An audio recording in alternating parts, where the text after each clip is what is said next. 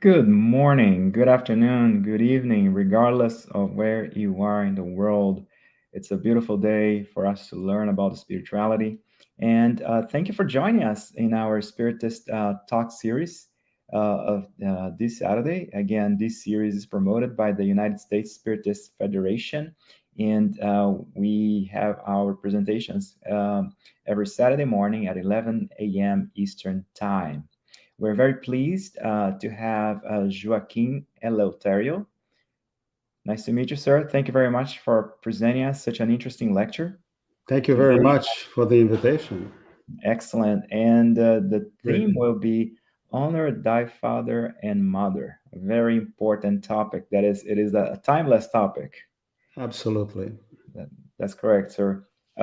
Before we begin, I'd like to make a few announcements.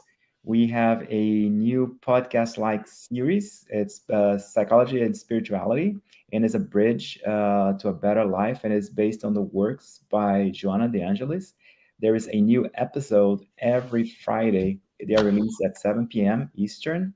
And basically, these weekly talks there, again, they are based on the works of Joanna De Angelis, and they offer pretty much a safe space for people to confront, compare, correlating corresponding spirituality concepts from a psychological lens, bringing insights and actionable tips for real world advice to help you lead a better life.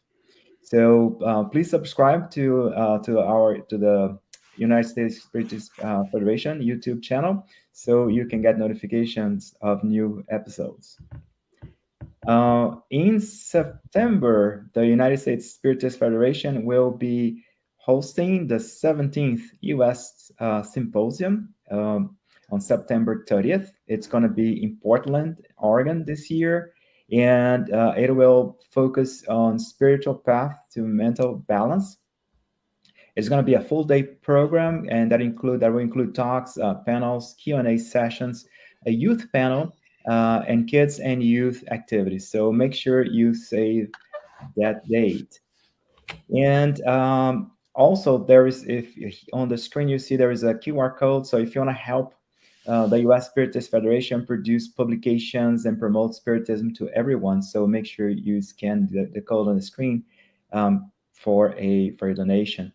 So now back to you, Joaquin, and again, welcome again, and very interesting. You're a very busy individual, so we appreciate you taking the time to be with us this morning with this particular lecture. So for those who do not know Joaquim Eleuterio, so he's been part of the Spiritist movement since his childhood. Currently, he's a member of the board of directors of NECLAF, a Spiritist center in Brussels, Belgium. And Joaquin graduated in economics from New York University. And he also has a master's degree in business administration and also in management from Boston University, and also has a master's in international relations from Université Libre de Bruxelles. And he is also an Army veteran. So, wow, this is quite impressive, sir. And now we would like to pretty much introduce your topic again. The topic being honor the father and your mother. So, without any further ado, please, Joaquin, please lead us through this very important discussion. Thank you very much, Glaucio. I would like, first of all, to thank the United States Spiritist Federation for the invitation to make this talk today. As mentioned by Glaucio, it's a very important topic because most of us are adult children of parents. So we always have a relationship with some parent, whether he is in this world or not, whether he is incarnate or disincarnate. So we need, from time to time, to look at it and principally look at how Spiritism looks at the relationship that we should have with our parents. One of the things that surprised me, one of the things that I was, when I'm looking at the gospel according to Spiritism, there is this saying, honor thy father and mother so that you may live long on the earth that the Lord your God will give you. And that comes from the 10 Commandments, the Decalogue. And but one of the most important things that surprised me, actually, is that when we exercise our free will, we chose our parents. We chose our parents. So at some point in time, before coming on this earth, at least at this time or any other time when we incarnate, we choose our parents. We choose them with their qualities, with their defects. We choose our siblings. We choose our countries, the countries where we're going to be born, where we're going to live. These choices were made for love, many, many times, for atonement, because there is a pending bill somewhere that has to be squared away. And sometimes because of hate as well, because you still have some hate within yourself, and you want maybe to try to solve it. And there is some revenge as well that may come along. So there is positive and negative motivations for you to come and learn the lesson, because every time we come into a world, a material world, we come to learn. We come to develop ourselves as spirits. And according to spiritual consultations, which means that before we incarnate, we normally are consulted. We don't have a right of veto, but we are consulted. And this is why we go along with the choices that are presented to us, because we want to incarnate, because we know that when we are here, we learn much faster. As spirits, we develop ourselves much faster. And so we have this desire to reincarnate.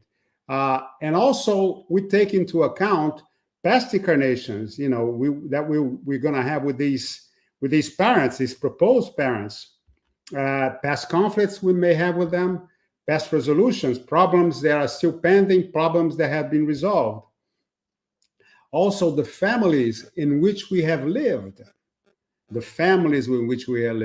be they material families in a particular material world like the earth, or a spiritual family where a group of spirits just go together, traveling along the path towards God. So they sometimes reincarnate separately, and the other ones follow them around.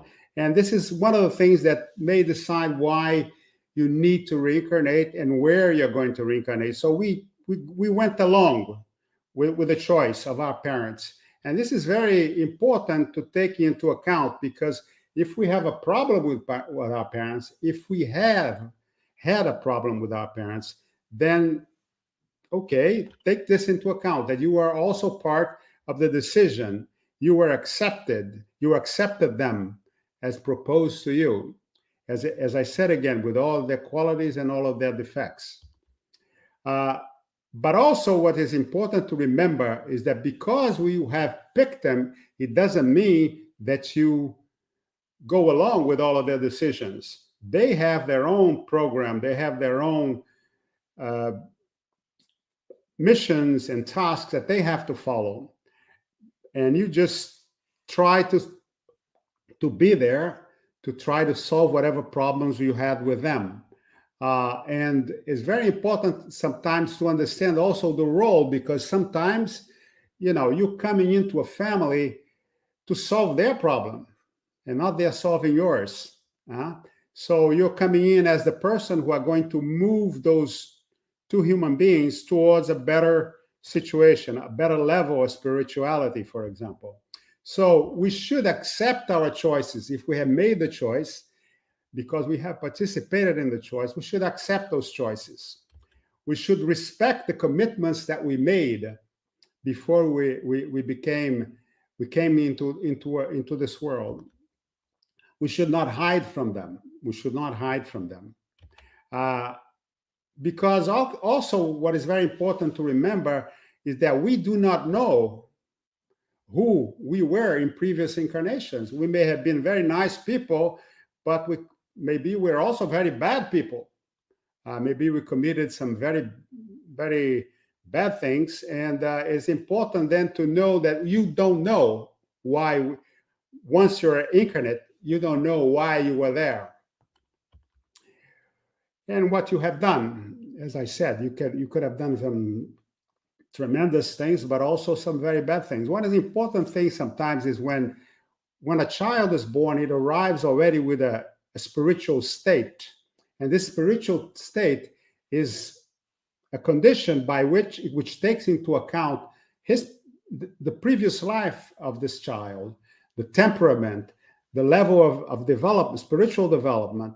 And whoever has more than one child will see that one is very, very different from the other one. So it is important to take that into account. What have you done in the previous incarnations? And we don't know. And one of the beautiful things about being an incarnate is that you have to go towards love, towards solution of conflicts in the absence of memories, good or bad. You may have some feelings sometimes, you may have some lucidity, but you don't know exactly, precisely. So, but our parents gave us the gift of life. This is the most important contribution that they have given us, the gift of life. They allowed us to accomplish whatever task we have to accomplish on this earth. They facing our trials, atoned for our errors. They gave us then opportunities to become better human beings and better spirits. Remember that we also, by accepting them, gave them also the opportunity to improve themselves. Whether they do it or not remains to be seen for each incarnation. But essentially, they gave us the opportunity to become better human beings and better spirits. Honor our parents is more than a duty. It's a commitment. It's a responsibility. It's a sacred contract, in fact. Even if their decisions to have you were based on instincts, on passion, on selfishness, let us pay with love for the gift of life we received. Let us pay with love for the gift of life, whether they are perfect or not. We owe our parents respect, kindness, submission, solicitude, help, material help, emotional help, spiritual help. So we are there to help them as well. It's not because we are children that we have no responsibility towards them. Many of us think that only parents have a responsibility towards us, but no, we have responsibility towards them as well. Now, and we should go beyond, when helping them, we should go beyond what is superfluous to us, and we should even share what is necessary. So we have a responsibility towards our parents, principally in old age, material, emotional, and spiritual. We should be guided by the law of charity and love for our neighbor. You cannot love your neighbor without loving your parents. It's impossible. Let us apply then this law to our parents. This is even more important if they are imperfect. Imperfect parents test our abilities to forgive and to love. Now, when you arrive at most of us, when we arrive at adolescence, they begin to question their parents. Many of us revolt against our parents. And we start to see all of the mistakes they have made, all the errors they have made, all of the wrong things that they do. But one thing is, for those of us who have become parents ourselves, all we have to do is ask our children, are we perfect? And most of the time, they probably will tell you that we are not perfect, that we're also full of defects, that we also made mistakes along their childhood. So keep that in mind. The only perfect parents sometimes is what we think we are, but in fact, we are not. The gospel does not say, love your neighbor if he's perfect, if he's kind, if he's generous, if he's just, if he loves you back, if he is unselfish, if he grants your requests. The gospel doesn't say that. Jesus said, love your neighbor as you would love yourself. Love your neighbor unconditionally. And this is one of the things that we came here to learn, how to love unconditionally. We came on this earth to increase our capacity to love. And one of the most important laboratories for that is your family, is the family. The children you have, the parents you have. The laboratory is there for you to use to increase that capacity to love. You should forgive your parents if they have made mistakes with sincerity. Do not pay evil with evil. Do not pay for evil with false goodness. Pay for evil with kindness. With kindness. Pay for evil with love. Resolve the issues while they're still here. And I say that because it is much more difficult when they are no longer here. Because when they are left, they're still present in your mind. They're still within you, in your memories, in your subconscious, in your unconscious. They're still there. And if you have to resolve the issue, you're going to have to go through maybe a medium, for example, or you have to go through prayer or dreams and so on. And we'll go more into detail later on. But try to resolve whatever issues you have with your parents while they're still here. It's much easier. All you have to do is talk. All you have to do is speak. All you have to do is make the first step. And pay them to the best of your ability. Remember, pay now, not later. Try to solve the problem with love. Pay with love now. Don't wait until later in life. Don't wait until they're gone. Don't wait until you're no longer able to communicate with them. A friend of mine, for example, had a very difficult relationship with his father. But when he wanted to speak to his father was diminished by Alzheimer's disease. So he could not really speak to him. He had no feedback, but he had one thing that he could do was to love this father in his present condition. He did, and this he did. He helped him a lot. But it's important that you want the other person also to feel that wave of love, of pardon, of understanding. This is very important for them. So don't wait until it's too late for you to pay with love whatever negative things you have received. And sometimes what you think is negative may not be so negative. So take into account that as well. Obviously, some conflicts will not be resolved in one lifetime. They may not be resolved in one lifetime.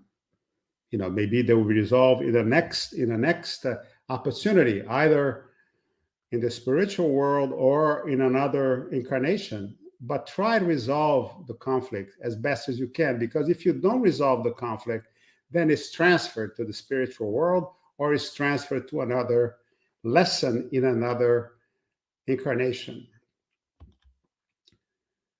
And it's very important to keep in mind that conflicts, problems, issues continue after death. The death of the parent I'm referring to here, it continues. It is in your mind. You know, you wake up in the middle of the night and the problem is still there. Or you see somebody on the street that reminds you of a certain situation that you have with your parents. And once again, that whole problem will come to you. So conflicts continue after death. So try to solve it now. One other point is absent parents, they live in us. You know, there are a lot of children whose most of the time is the father. You know, the father makes them and then disappears. And the child carries that absent father or that absent parent throughout his life. So even if the parent is absent and you have never had any contact with him, you still have to honor him. You still have to pardon him. You still have to treat him as a neighbor, as someone who needs to be helped and needs to be loved. You don't have to hate him. You have to love him. And Spiritism says that we have the parents that we need for our spiritual and moral development. We got what we needed, and we have to deal with that. And how we deal with it will tell us if we have improved morally and spiritual or not. And I'm going to say, just like in school, repeat after me. Solve the issues, pay the debts, don't judge them, don't punish them, love them. I have some suggestions here how to deal with it. It's just suggestions. Each situation is different. Talk about the whole relationship, if you can, with your parent, if he's still alive. What didn't work, what worked. Most of the time, a few things worked, or most of the time, everything works. Talk about the bad times, the good times. And I had a friend of mine that one day he told me that he had a song that came out into his head. And the song is an American song, a jazz song from the 30s and 40s called Sweet Georgia Brown. And it's called ta-da-da, ta-ta-ta-ta, ta-ta-ta-ta-ta. And this song was on his head for days. And all of a sudden, he was very tired of it because it was like an obsession. And one day, he had a revelation. This song was a song in a situation. His father invited him, decided to go with him to a basketball match with the Harlem Globetrotters, which is a basketball team that is also a sort of a circus act. And the introduction to the act was Sweet Georgia Brown. And my friend said it was one of the few times in my childhood where I was happy next to my father. So that song was there within him. And when it came out, it brought a lot of love to his father, that his father was not just bad all the time. So keep that in mind. If your father or your mother or your parent decides to present excuses, you should accept them. My friend also, one day his father tried to make amends, but his father was not very good at that, very good at communications. So my friend said, well, I'm not going to accept this. And he walked away. So he lost an opportunity to make amends. He lost an opportunity to connect. So don't miss the opportunities. They exist. They are there. We just have to look at them. But, we have to be also realistic. Don't expect full resolutions of conflict. As I mentioned before, maybe not in a lifetime. Don't expect a compensation. Some parents cannot change. They don't want to change. And you have to accept them as they are. with all of their defects and all of their qualities. And also some children, us, can't change. We have a problem when we are relating to our parents, because we tend, for example, to judge them very harshly sometimes. So we can't change. We don't understand why they behave the way they behaved. And sometimes just a little bit of research will let you know that maybe, you should have helped them. Don't expect miracles, obviously, but try it anyway.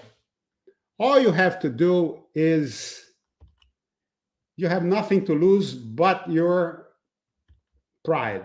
Because if you present, for example, your excuses, or if you try to reach your parent and he rejects you, your situation hasn't changed. You didn't have a good relationship before, you don't have one now. So the situation has not changed. But if you allow that refusal, if you allow that action to enter into your heart and to enter into your psyche, then it bothers you. Then you're going to suffer maybe. So, but, try it. You may lose only your pride, but that's not a problem. It's good to lose pride. Pride is not good for you. Vanity is not good for you. Communicate. Communicate. Very, very important. Reach out in person if you can, in writing. For example, a friend of mine, his father passed away. So one day he was feeling very sad about the whole situation. So he wrote his father a letter. Looks, sounds a bit crazy, but in that letter, he put all of the issues that he had with his father. And it helped him. It helped him. And he hoped that he helped his father as well as a spirit. So put it in writing. Through prayer, you can pray if they're no longer here. In dreams as well. Sometimes they can come to you in dreams. And that is a great opportunity for you to solve issues. In this world, in the next world, you can always communicate with them. And through mediumship, obviously. Because sometimes this is what happens. A spirit will come into a spiritist group, and it may be somebody related to you, your parent or your mother, and so on. And this is a point that is very important to me. The bicycle trip.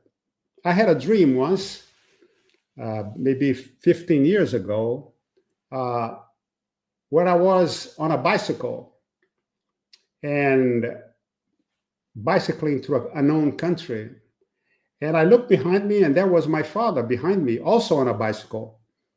And we bicycled a little bit together, and then we went into a pub.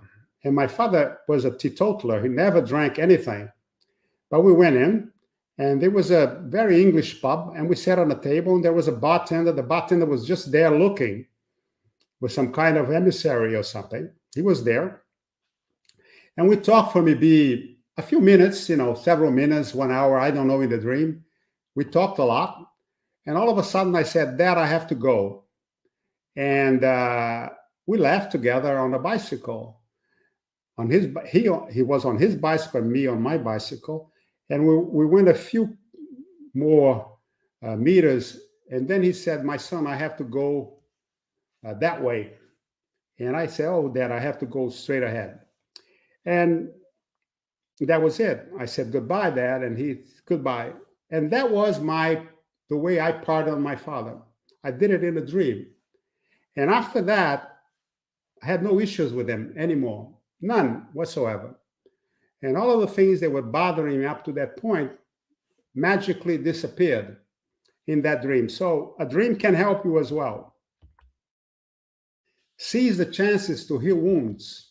Lift the burden from your shoulders, because whatever negativity you have, it's on your shoulders. So finding a solution will lift that burden from you. The name of the game when you come on an incarnation, you arrive with a certain baggage, lots of baggage, and you leave with less baggage. So if you can, whatever baggage you can leave behind, the better. And forgiveness can happen at any time, at any age.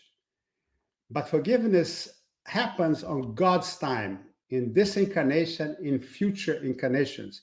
So if you don't forgive on this incarnation, well, you're going to have to forgive later on. As simple as that. Take the first step. Present your excuses, even if you think that you have done nothing wrong. But remember, you don't know what you did in the past. Maybe you were assigned to one of your worst enemies. Maybe you were assigned as a son or a daughter to someone that you hurt in the past. So present whatever excuses you have to present.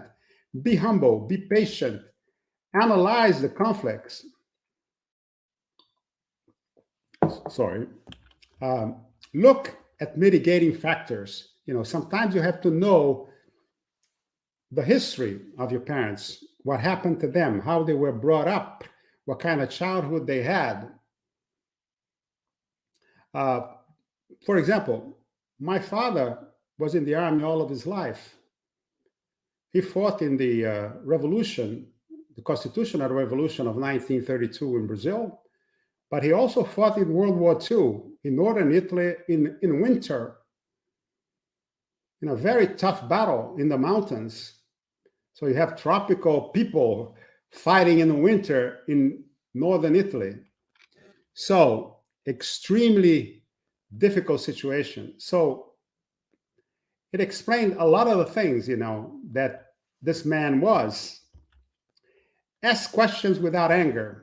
Some questions will have no answers. Some secrets will remain hidden because the person doesn't want to show them to you. He's not ready yet. So don't insist. If he doesn't want to say, accept it. Or she doesn't want to say it, accept it. Answer without violence. Without violence. Explain with love. Explain with love. Explain your position. Look for a solution. Don't try to punish.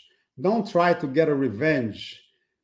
But don't be afraid of showing your love. Sometimes, when we have been, for example, abused, we feel embarrassed because we love that person who have abused us. Don't be ashamed of loving or forgiving. Loving and forgiving is a sign of power, is a sign of force. So don't be ashamed of it. Don't be afraid of the questions. Don't be afraid of the answers. Readjust your spiritual structure. Sometimes when you have a couple, for example, a father and a mother, or a father and father, or a mother and mother, they have their own dynamics. And sometimes, the person who is the bad person is not necessarily so bad as the other one makes it to be, because there is a conflict, for example, between them. So make sure that you readjust also your place in it. Release any negative emotions, but leave the judgments to Jesus and God. God did not ask you to be a judge, neither of your parents or anybody else. You're not a judge. You're not here to judge anyone. Children, and I'm going to talk a little bit about children now. For those who have it, you have to stop vicious cycles. It's not because you were abused, it's not because you suffer that you have to make your children suffer. Stop the cycles of violence, of abuse, of abandonment. Not because you were abandoned that you're going to abandon. Do not take revenge on your children. They have their own challenges. You are there to help them. You are there to love them. Learn from your own suffering. What you didn't like, your children won't like either. I can guarantee you that. If your parents were violent towards you, your children are not going to like that you're violent towards them. So try to stop the cycle, the vicious cycles, and be guided by love. If you're guided by love, the probability of making mistakes is much smaller. Be guided by love for your parents and for your children. And reflect, how would you like to be treated when you are old? How would you like to be treated by your children, for example? With inflexibility? with violence, with a spirit of in a spirit of vengeance, or with understanding, or with love, or with empathy. This is what your parents are looking for when you're talking to them, in fact. They want you to be understanding, they want you to love them, they want you to have empathy. Seek the truth. Try to understand. Don't assign blame, as I said before. Look at your inheritance, good, bad. It could help you discover who you are. You know, sometimes looking at that, you can understand who you are. Look at the light and darkness. We all have many dimensions, you know. Very few people are all bad or all good. They all have different dimensions. You know, maybe that saintly mother that you had is not so saintly. Maybe that terrible father is not so terrible. So try to find a balance by looking at the whole person. Review all roles, but do not forget your own as well, because sometimes we are very difficult as adolescents, for example. Review your role. Do you provoke your parents if you have a relationship with them as an adult? You know, do you torture them? Do you disrespect them? And as I said here, there are very few saints and there are very few demons. In conclusion, forgiveness comes from dialogue, from understanding, from empathy, above all from love. And try, if you can, in relation to your parents, to try to develop a forgiveness strategy, emotional, historical, and physical. Emotional, you know, how can I arrive at forgiving them? What can I know about their lives that will help me? And physically as well, you know, what can I do physically that would show that I'm forgiving them? And spiritually, how can I support them spiritually so that I can forgive them? So respect so that you can be respected. Hear so that you can be heard. Understand so that you could be understood in relation to your children. Forgive so that you could be forgiven. So you forgive your parents, and later if you commit errors, your children will forgive you. Love so that you can be loved. You love your parents, maybe you'll be loved by your children as well. Honor so that you may be honored. Look for reconciliation. That's very important. Look for there's no point in going on without reconciliation. Don't worry about making this first step. Try to do it. It will help you a lot. And finally, remember that scars are the memories of wounds that have healed but can still be painful. So if you have had a problem with your parents, you have scars on your body, you have scars if you were physically abused, for example, you have scars on your psyche because you were verbally abused or morally abused.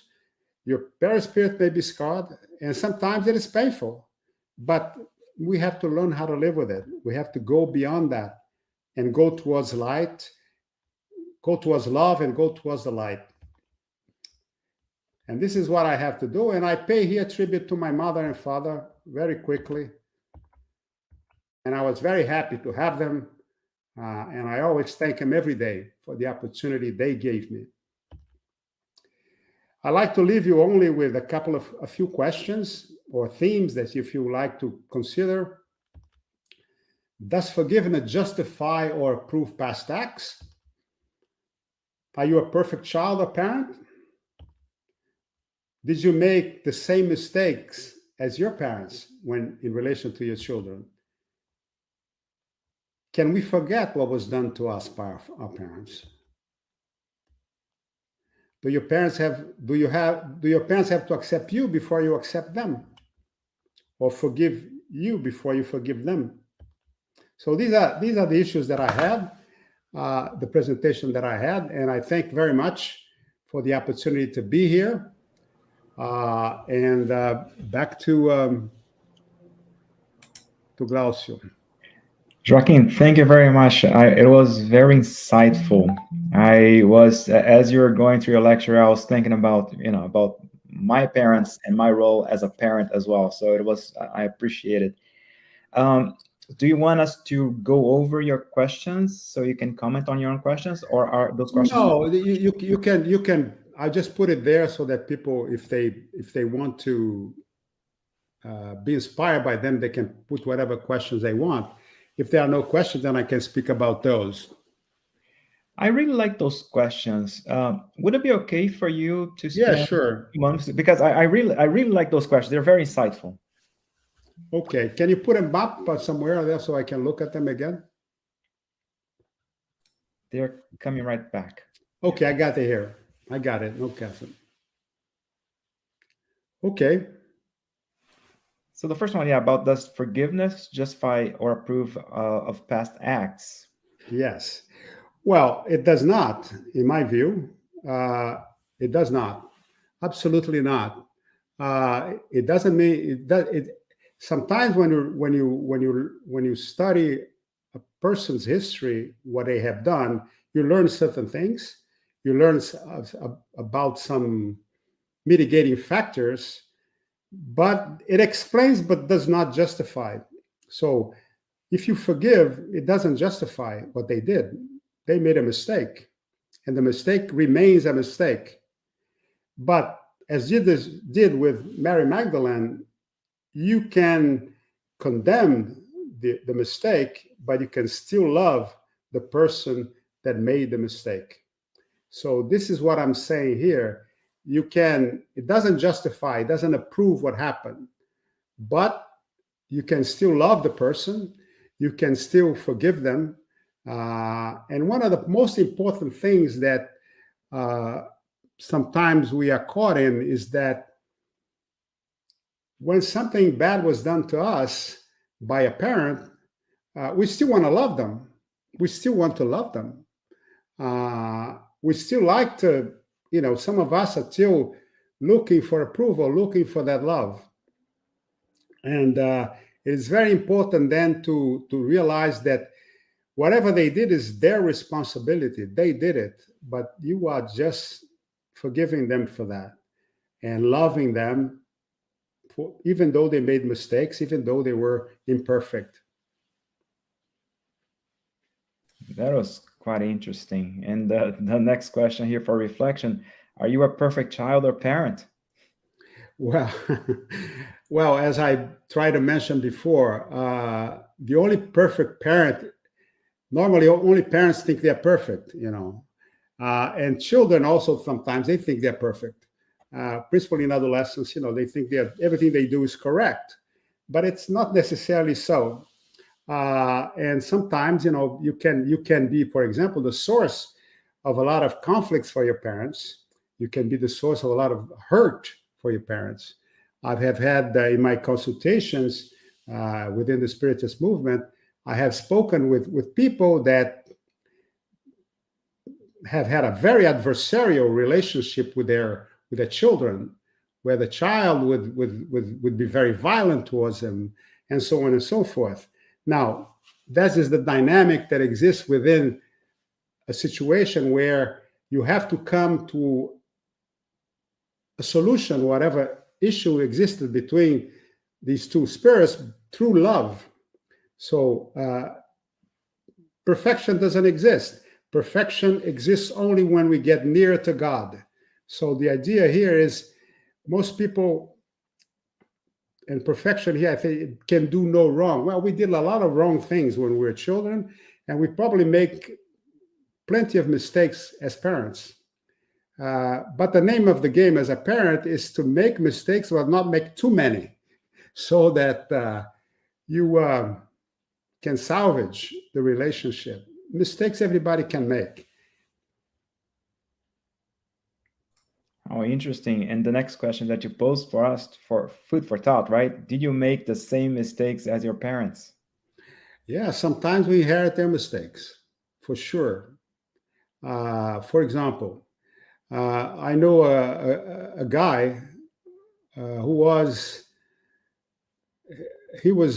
raised in a very strict household where it was the law of the whip, essentially. the law of the whip. And so when he decided to have a family, he decided to do the same because it's the only thing he knew at that time. And this is one of the things that I mentioned in my presentation. You have to break the vicious cycles. You have to break them so that the cycle of violence does not go on.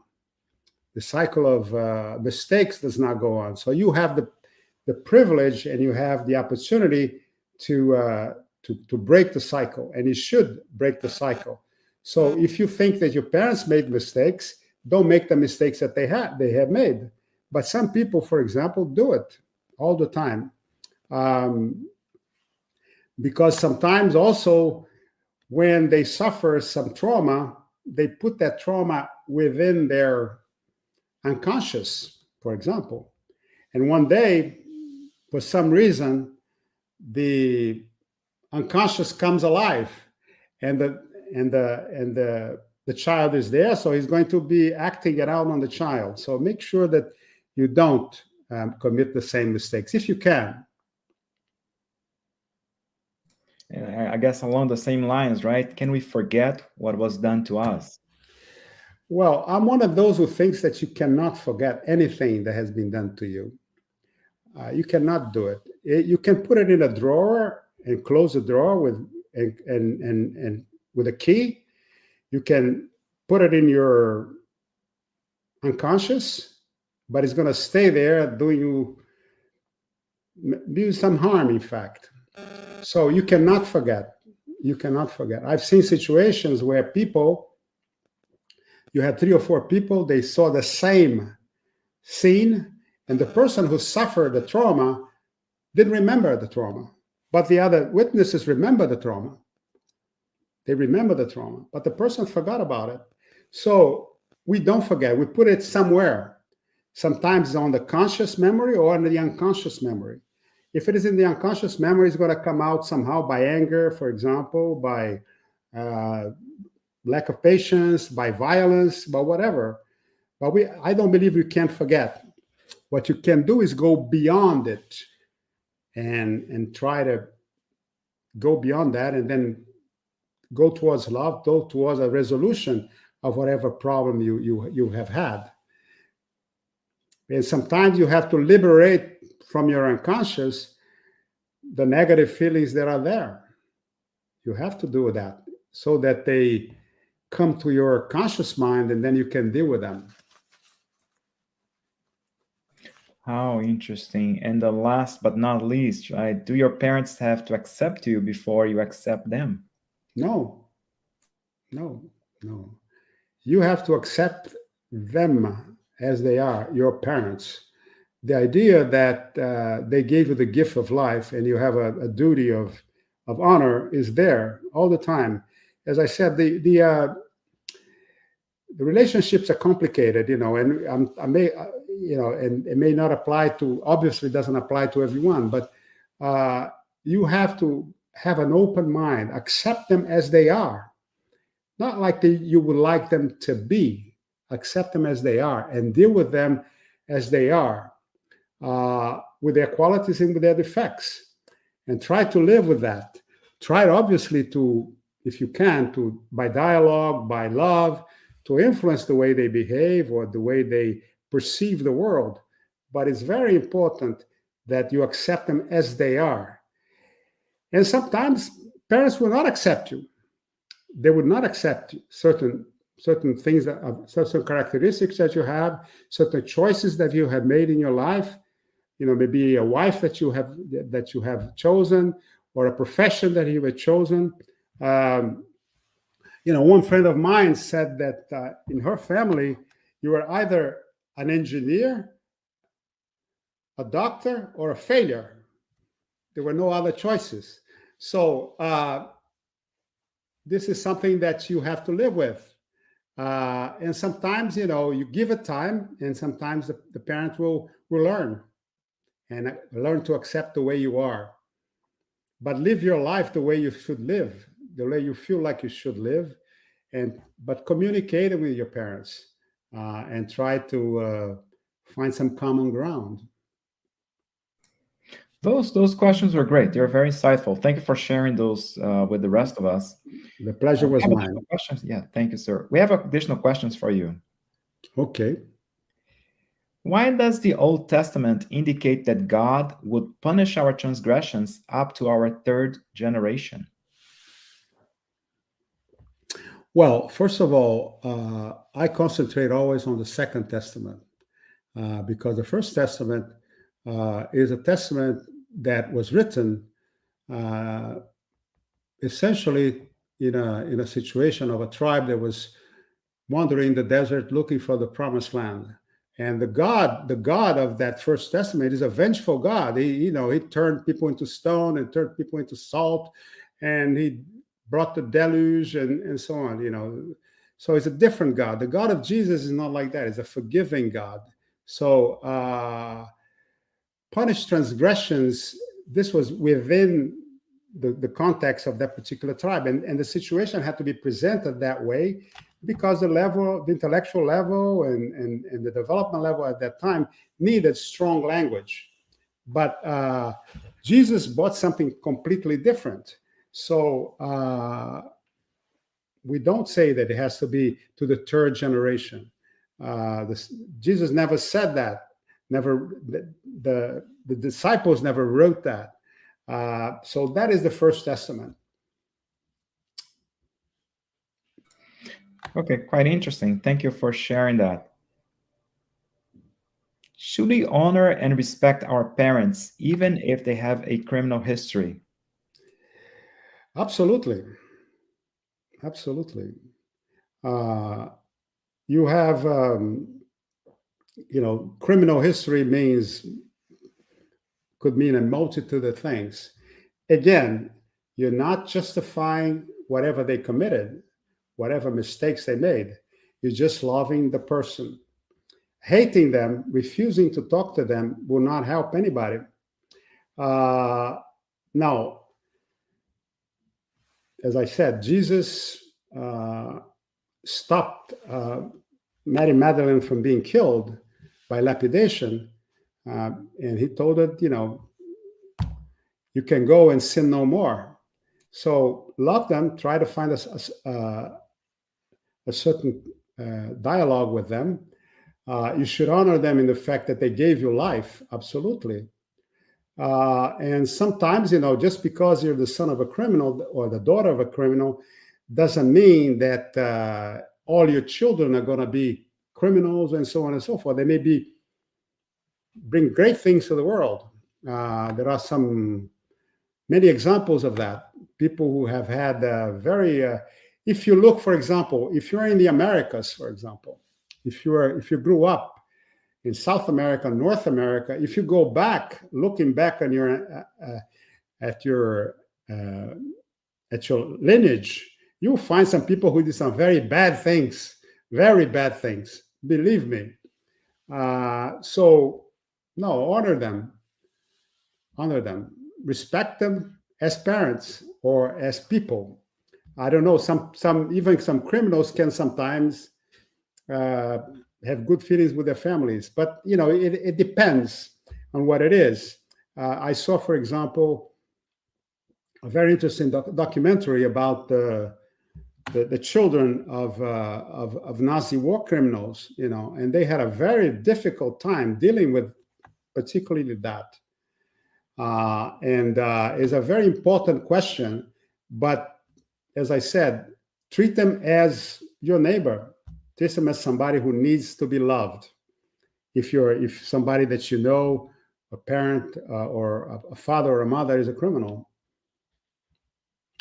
that's all I can say about it, really, in this short period of time. Yeah, thank you for clarifying that.